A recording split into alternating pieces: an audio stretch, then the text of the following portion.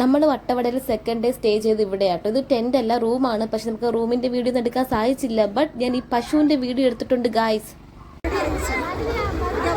നമ്മൾ വട്ടവട പോയത് ശിവരാത്രി ടൈം ആയതുകൊണ്ട് തന്നെ ഉത്സവം വൈബായിരുന്നു അവിടെ. ആ പ്രദേശത്തെ ആളുകളൊക്കെ ഫുൾ ഓണായിരുന്നു. പോണു മെറിൻ കമ്പിളി മൂടി ഒടിയനെ പോലെ പോണതല്ല, അപ്പുറത്തത് ഗാനമേളയൊക്കെ നടക്കുന്നുണ്ടായിരുന്നു. നമ്മൾ കേരളത്തിൽ നിന്ന് വന്ന ടീമാണ് ഗാനമേള നടത്തിയത്. ഈ പുള്ളി ഭയങ്കര ഓവറായിരുന്നു. ആരോ ഒന്ന് ബൂസ്റ്റ് ചെയ്ത് വിട്ടേണ്. പിന്നെ ഭയങ്കര വെറുപ്പീരായിരുന്നു ഇങ്ങനെ ഇടന്നിട്ട്. ശിവരാത്രി ആയതുകൊണ്ട് തന്നെ ഇവിടുത്തെ ആളുകൾ ഉറങ്ങാണ്ടിരിക്കാൻ വേണ്ടി ഒരു പ്രൊജക്ടറിൽ സിനിമയൊക്കെ കണ്ടുകൊണ്ടിരിക്കുമായിരുന്നു. അപ്പോൾ അവരും നമ്മളെയും കൂടെ ഇൻവൈറ്റ് ചെയ്തു സിനിമ കാണാനായിട്ട്. നല്ല രസമുണ്ടായിരുന്നു. നമ്മളും കുറച്ച് നേരം അവിടെ ഇരുന്ന്, ഈ ഭയങ്കര തണുപ്പായിരുന്നു. അപ്പോൾ ഞാനും അവളും കുറച്ച് നേരം അവിടെ ഇരുന്ന് ഇവരുടെ കൂടെ സിനിമയൊക്കെ കണ്ട് നമ്മൾ എൻജോയ് ചെയ്തായിരുന്നു.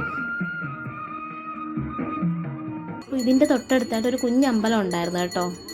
ഈ ഒരു അങ്കിള് എല്ലാവർക്കും വേണ്ടി കട്ടൻ ചായയൊക്കെ ഉണ്ടാക്കുന്നുണ്ടായിരുന്നു.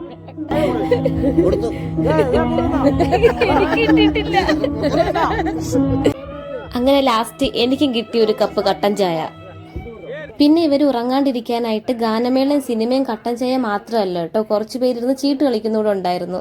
പിന്നെ കൂട്ടത്തിലൊരു അങ്കിൾ എന്നോട് മുറുക്കുന്നു എന്ന് ചോദിച്ചു. ഞാൻ പറഞ്ഞു ഇല്ലാന്ന്. എന്താല്ലേ, നിങ്ങൾ MGR പടം പാത്തിരിക്ക? ആനാ ഞാനിന്ന് 10. ഇവരെല്ലാം MGR ഫാൻസ് ആണെന്ന് തോന്നുന്നു. ഞാൻ ആദ്യമായിട്ടാണ് കേട്ടോ ഒരു MGR പടം കാണുന്നത്.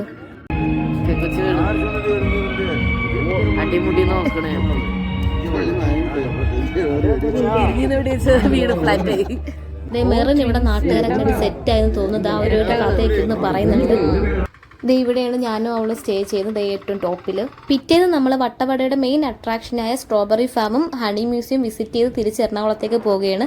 വളരെ നല്ല ഭൂപ്രകൃതിയും അതിലേറെ നല്ല മനുഷ്യരുമുള്ളൊരു സ്ഥലമാണ് കേട്ടോ വട്ടവട. അപ്പോൾ നമ്മൾ ഇവിടുന്ന് ബസ്സിൽ കയറി തിരിച്ച് എറണാകുളത്ത് പോകണം. അപ്പോൾ നെക്സ്റ്റ് വീഡിയോയിൽ കാണാം. ടാറ്റാ.